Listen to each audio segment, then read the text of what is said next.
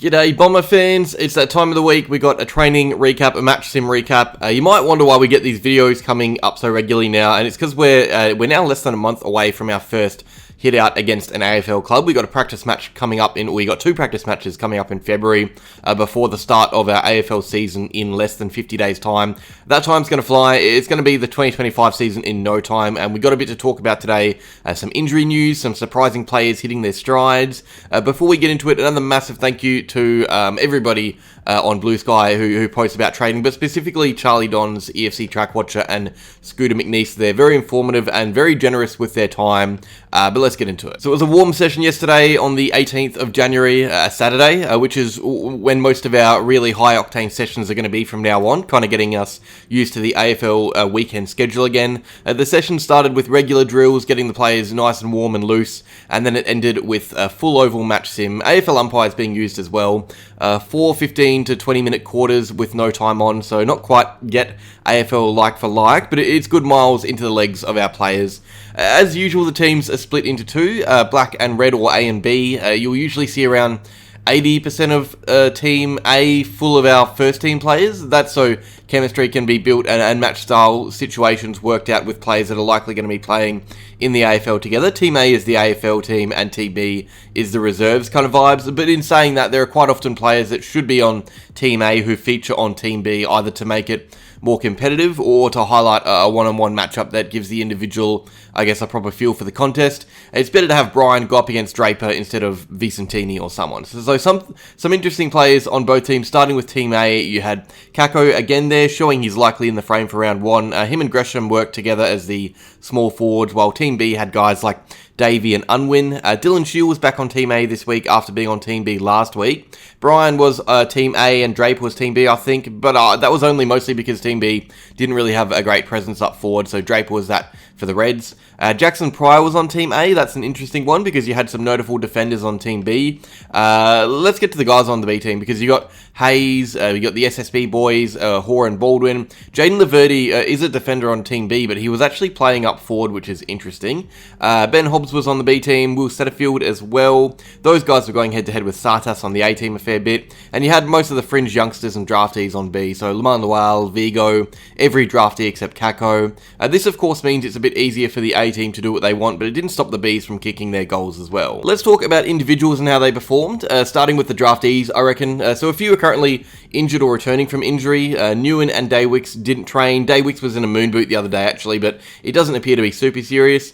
Zach Johnson's just eased into training after that operation last year. He's wearing the fluoro cap, so he's not involved in the intense contact work, but he's showing his, I guess, smoothness and quality with ball in some earlier drills. Of the guys that did train, quite a few impressed. Cale Jarine started to show some promise. He's still has a lot of work to do on his match fitness, so the smaller match type simulations help him, but he took some nice clunks around the ground, had some nice moments. Angus Clark in defence looked comfortable. He moved around defence nicely and rebounded well while looking steady enough when the ball was coming his way.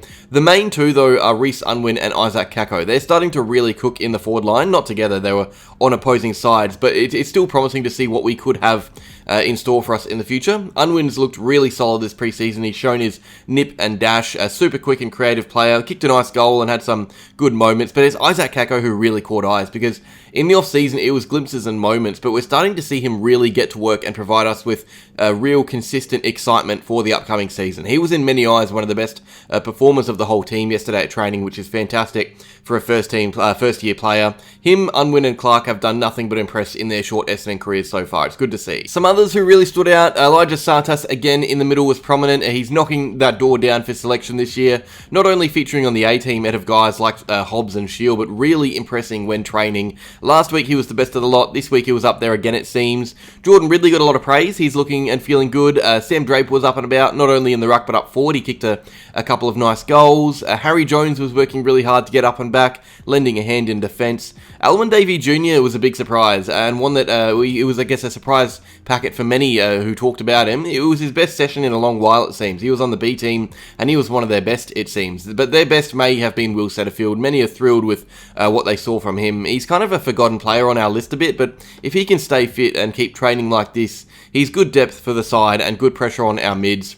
Gresham as well was really lively, it seems, in tandem with Kako. So this is good for competition, having players in deep zones working well, playing well. Kako and Gresham are the first in mind for Scott, but you got Davey and Alwyn really impressing behind them. And in the midfield, you have guys like Sartas and Setterfield looking the goods in the absence of some other players. I'll get to the ones who missed soon, because there is a bit of injury news. I don't even think I mentioned Nick Martin yet. If I have, I didn't give him enough airtime, because there are a few who said he was the best of the lot at the session yesterday. The vision I've seen, he just looks so smooth and works so much harder than those around him. He really does have an elite tank, but also a really big brain knowing how to use his tank. So yeah, quite a few good performances, but also a few not so good as well. On to the not so good. Peter Wright, there is as much talk about the good as there is about the bad, I reckon, here, because he had a session he would probably like back if he could choose. He was dropping some regulation marks. There is some vision of one or two of them, and it just seems like he's bracing for contact and thinking about the contact coming before completing grabs now. I don't know where this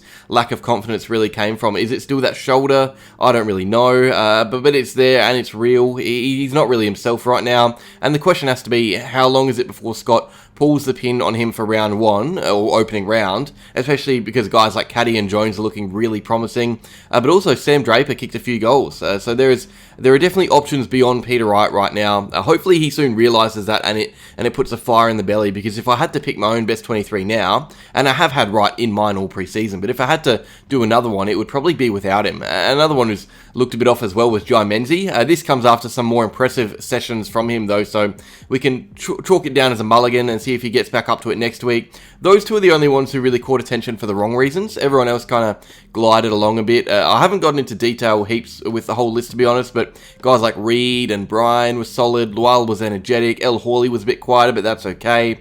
Let's get on to the stuff we don't want to talk about though, with injuries. Injury news, starting with the guys who missed training. Matt Guelphy, Archie Wicks, Jaden Newen, Nick Cox, and Ben Mackay did mostly running or ball work or nothing, not really involved in training, while guys like Caldwell and Parrish trained a bit before, but didn't do the match sim. Zach Johnson too. Xavier Dersma had that hamstring tightness before 2024 ended, and he's eased back into things slightly since then. He did half of the match sim and he was managed after. Nate Caddy was also managed through training, but I think that was contact based. He suffered a knock recently and it's just being managed because it's still only January. No point making him work more than he needs to if he has a knock. So those are the guys currently not 100%, or at least not 100% before training.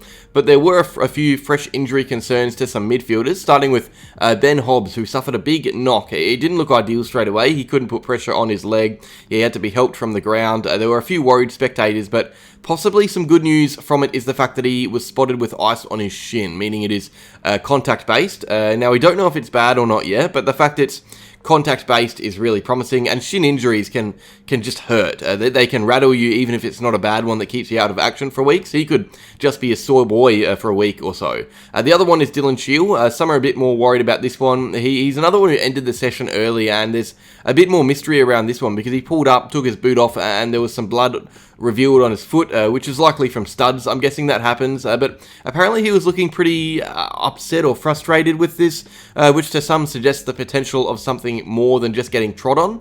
I don't know. I'm just speculating. He's probably fine. I don't know. It's something to note though. So Hobbs and Shield will probably be managed a bit next week if we have another weekend match sim, and I guess we'll find out more about the extent of their injuries, if there is one, very soon. But yeah, that's a little match sim recap. Some exciting young players getting to work, which is great.